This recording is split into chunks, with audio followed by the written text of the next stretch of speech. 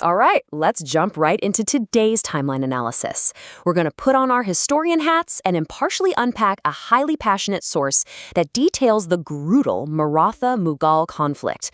The source material we're examining today presents a deeply charged account of the life, capture, and execution of the Maratha ruler Chhatrapati Sambhaji Maharaj at the hands of the Mughal Emperor Aurangzeb. We're going to map out the exact timeline this narrative uses to construct its argument. To do that, our syllabus for this explainer is broken down into 5 distinct eras: the expansion of the Maratha Empire, the Mughal trap and betrayal, Aurangzeb's 3 conditions, the captivity and era of torture, and finally, the history of the Maratha resistance. Starting off with era number 1, the rapid expansion of the Maratha Empire.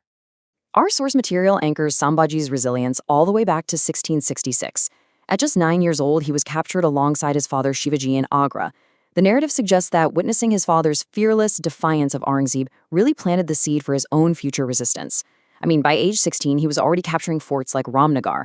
Interestingly, the timeline shows a brief succession dispute upon his father's death. His stepmother initially crowned his 10-year-old half-brother, Rajaram, in April of 1680.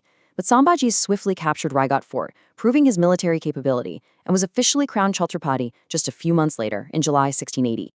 Now look at these numbers, because the sheer statistical imbalance our source highlights is absolutely staggering. We're talking about a Maratha army consisting of merely 20,000 soldiers. Yet this relatively small force stood against an enormous Mughal empire deploying up to 800,000 soldiers.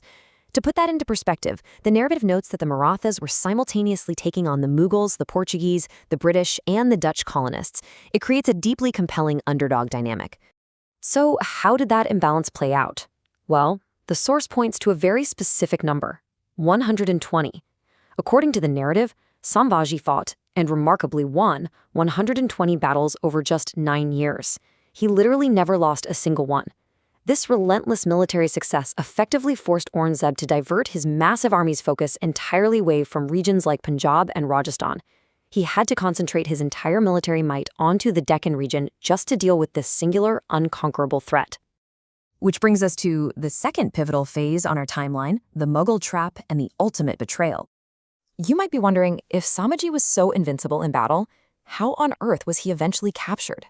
Well, our source passionately argues that he simply couldn't be conquered in direct warfare. His widespread public support made him a massive thorn in Aurangzeb's side, so the emperor resorted to a trap.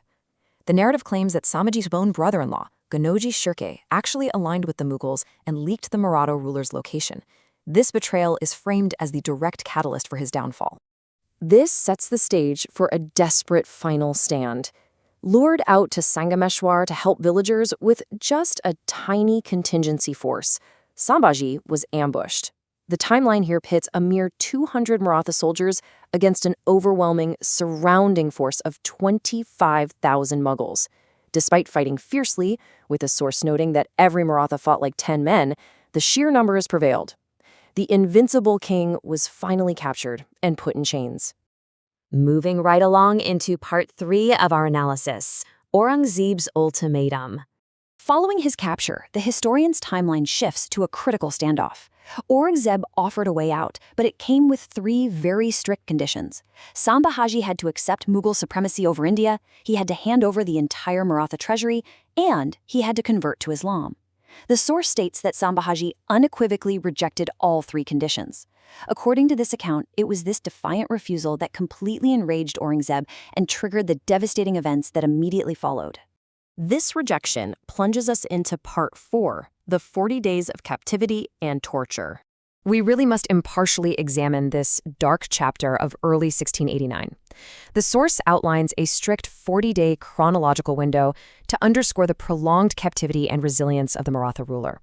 From his betrayal in February to his eventual execution on March 11, 1689, this is heavily framed as a period of unyielding psychological and physical endurance.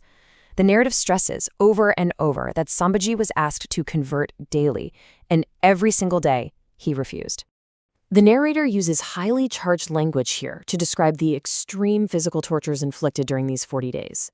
The source details horrifying accounts: blinding with hot iron rods, pulling out nails, flaying the skin while applying salt, and the slow amputation of limbs, culminating with his tongue.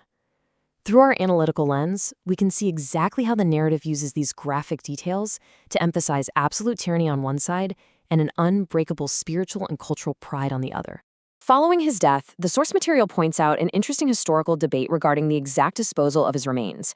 Some historians say his body was cut into pieces and fed to dogs, while others claim the pieces were thrown into the Bhima River. But the core thesis the source drives home is that while Aurangzeb successfully destroyed Sambhaji's physical body, he entirely failed to destroy his ideology. In fact, he accidentally ignited it. And that survival of ideology launches us right into our final section, the history of the Maratha resistance. If Aurangzeb thought he had won the war, the timeline shows a very, very different reality. Just look at how rapidly the Marathas reorganized. One day after the execution, on March 12th, Sambhaji's brother Rajaram was crowned. When the Mughals attacked Raigad shortly after, Sambhaji's widow, Yesubai, made a brilliant tactical sacrifice, defending the fort for 6 months so Rajaram could escape to Jinji and set up a new capital. This sparked a chaotic, multi-year guerrilla war. Commanders like Santaji Ghorpade and Danaji Jadhav relentlessly harassed the Mughals. They even forced Mughal general Qasim Khan to starve to death in fear inside the Chitradurga fort in 1695. Ultimately, the explainer concludes that Sambhaji's martyrdom was a fatal mistake for Aurangzeb. The emperor spent 20 agonizing years fighting a faceless, deeply motivated Maratha resistance. Half his army perished in the Deccan. Even though he took Jinji in 1698 and outlived Rajaram, who died in 1700, the Marathas just kept recapturing territory.